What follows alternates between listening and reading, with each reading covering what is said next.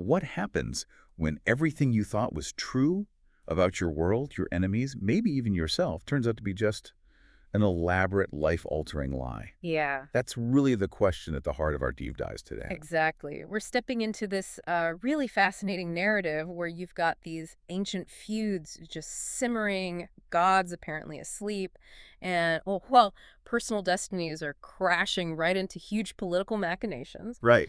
And our source material, it gives us these incredibly intimate accounts, observations from key figures caught right in the middle of this conflict unfolding between two very powerful factions. So our mission today is basically to pull back the curtain on all that, this intricate web of, deceit, the power struggles, and some really surprising truths. Yeah, definitely surprising. We'll explore how people caught in this intense conflict, how they're forced to confront what their reality actually is, and how that changes everything, their identity, who they're loyal to.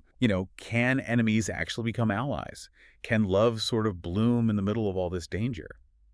And what does it really mean to be chosen? Let's dive deep. Okay. So where does this all even start to unravel? Yeah. We begin with Poppy, right? She's our central figure. And she comes into this with what seems like a clear mission. Yeah, find her brother, Ian, and crucially, resist Casteel Da'Neer. The dark one. She knows she shouldn't trust him. But Casteel, right from the get-go, he needs her alive, healthy, and whole.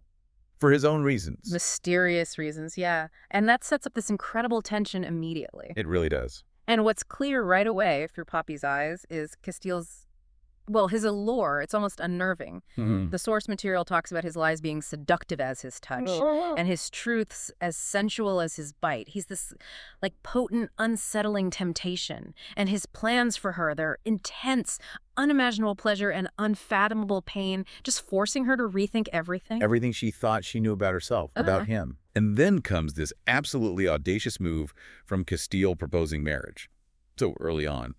But Poppy's reaction is, well, it's instant rejection. Oh, yeah, vehement rejection. And it tells you a lot about her agency or her struggle for it, especially when you contrast it with this crude meat knife she's holding. Right. It's described as thick, serrated. Yeah. Nothing like the weapon she should have, that wolven bone dagger from Victor. Her real weapon, yeah. Which is missing, because Victor himself is gone killed by Casteel's people. So that rejection, it's not just about him, is it? It's her trying to assert herself in a situation where she has almost no power. Precisely. And that meat knife, it's such a visceral symbol. It's rough, utilitarian. It represents her raw fight for survival, completely different from the ancestral power of that missing dagger. But beyond just them, there's this much bigger deception starting to unravel. The whole world Poppy grew up in, controlled by the Ascended. Let's get into their whole reign of lies. Okay, yeah. So we learn about these temples in Carcedonia. Supposedly, this is where third sons and daughters go to serve the gods. Noble, right? Sounds it. But the reality, the shocking truth from the sources, they're actually being handed over to the Ascended, these powerful vampires, basically as cattle. Cattle. That just rips apart one of the biggest lies of her entire upbringing. Absolutely foundational. And then there's the propaganda the Ascended spread. This widespread lie that Atlanteans, Casteel's people, that their kiss is poisonous. And their bite curses mortals into craven, these, mindless monsters. Exactly. These things that prey on the living. But Poppy's own experience completely blows that apart. She's kissed Casteel. She's received his blood when she was hurt, even his bite. And she hasn't turned into a craven. Not at all. It's a direct physical contradiction to everything she's ever been told. It's undeniable proof right there in her own body. Which forces the question, then. What was Poppy's real purpose, if she wasn't just a maiden? Well, she finds out she was kept sheltered and virtually caged, looked after like some prized cattle, is the phrase used. Yeah. Her blood was basically being allowed to age, to mature, until it became useful for the Ascended, either to make more vampires or just to sustain the ones they already had. So being chosen actually meant being used, farmed. Pretty much. It shatters her whole identity, and it makes you, the listener, question that whole chosen one trope, right? When being chosen means being exploited, what does agency even look like? That's a really powerful deconstruction. Yeah. And Casteel, he isn't just this flat villain either. We find out about his own past, captured by the Ascended. Yeah, and it was brutal. He was refused blood, kept on the edge. They gave him just enough to survive, sometimes barely. And this actually impacted his healing abilities. So it adds this layer of, well, maybe not sympathy, but understanding. It explains why he's so ruthless in going after the Ascended. It definitely does. It's not just about power for him. It's deeply personal. It's revenge for what they did to him, to his people. Survival. And connecting that to the top. The King and Queen of Solus, the ones Poppy lived under, they were in on it. Completely complicit in the lies, the exploitation. The sources mention they don't age, they don't walk in the sun. Hinting they're Ascended themselves. Clearly. Even when Duchess Tyrman later tries to deny it, saying Queen Ileana isn't Ascended, it just sounds like desperation. The lies run deep, all the way to the top. Okay, so loyalties are shifting, identities are cracking. Yeah. Let's talk about the violence, because it gets brutal. Casteel's protection of Poppy is extreme. Absolutely. Remember when Landell, one of the wolven, these are the wolf shifters loyal to Casteel, spoke disrespectfully about her? What did Casteel do? He literally ripped a wolven's heart from his chest with his bare hand. Just like that. Whoa, okay. That's intense. It is. And it's not just random brutality. It shows his absolute focus on Poppy. But it also makes you ask, right? Is that protection or is it possession? Does it echo the cage she was already in? That's a good question. And Poppy herself is changing so much. Profoundly. She has this realization, I have never been free.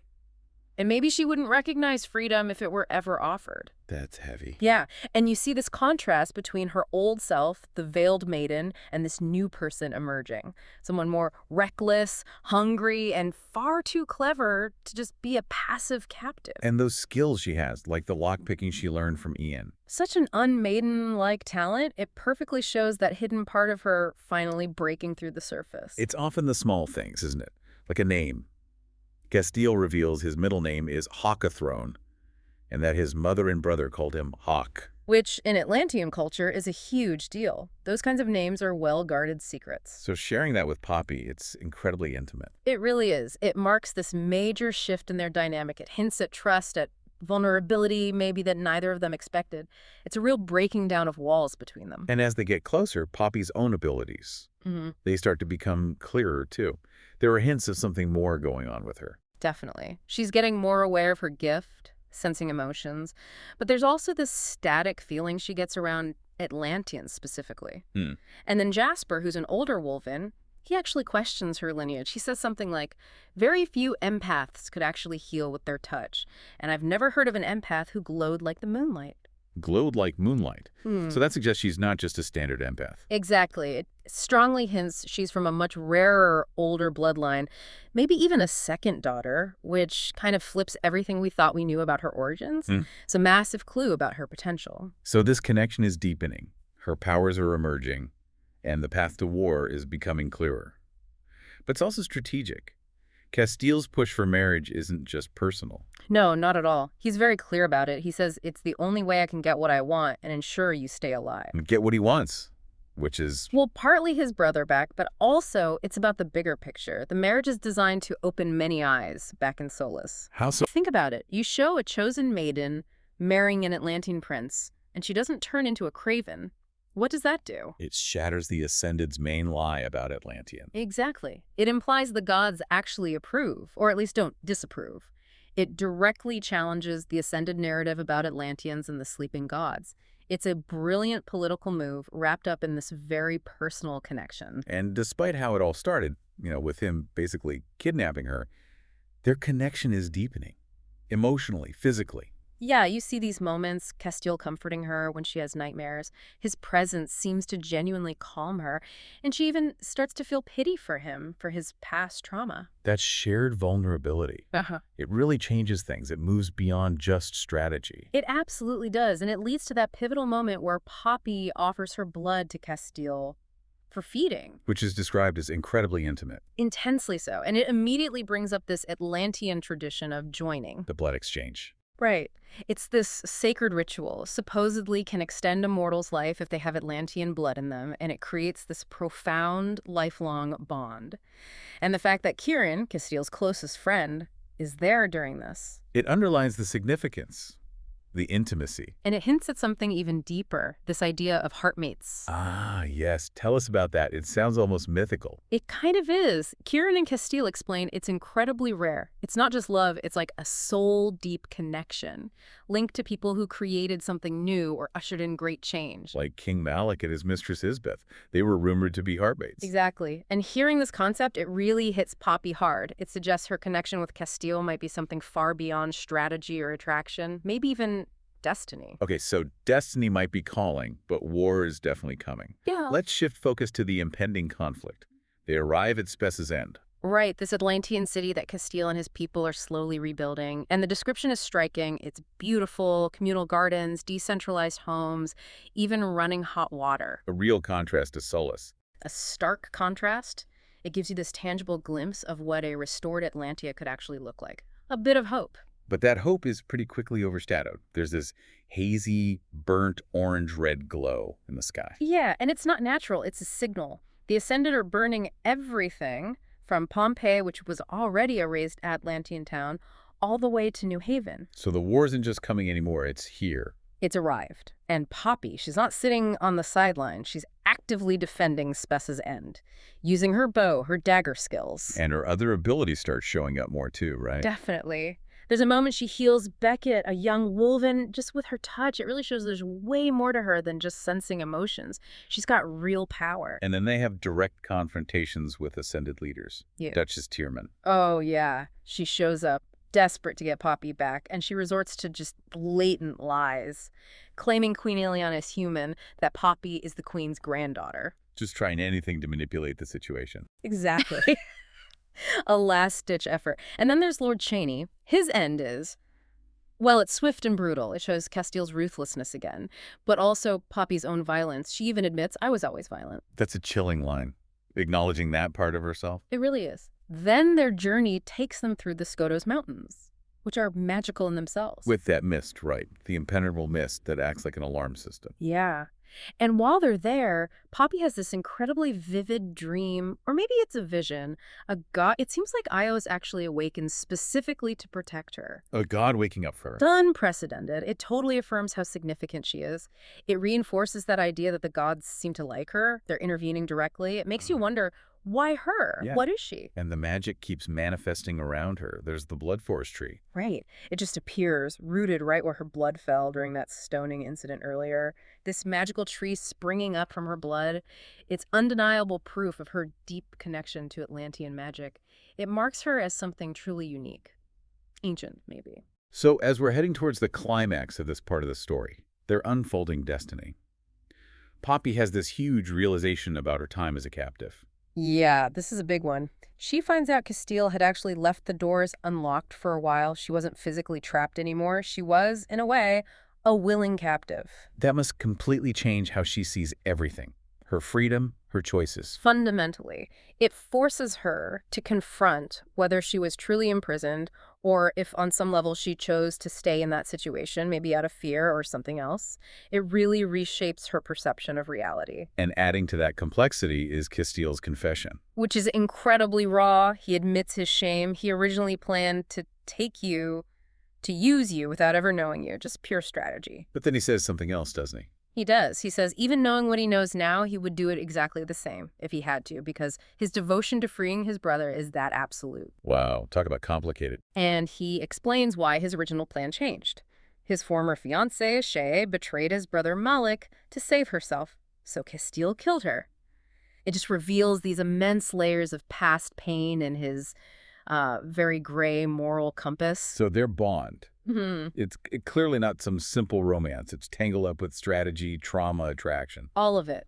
And their interactions reflect that, their arguments, their banter.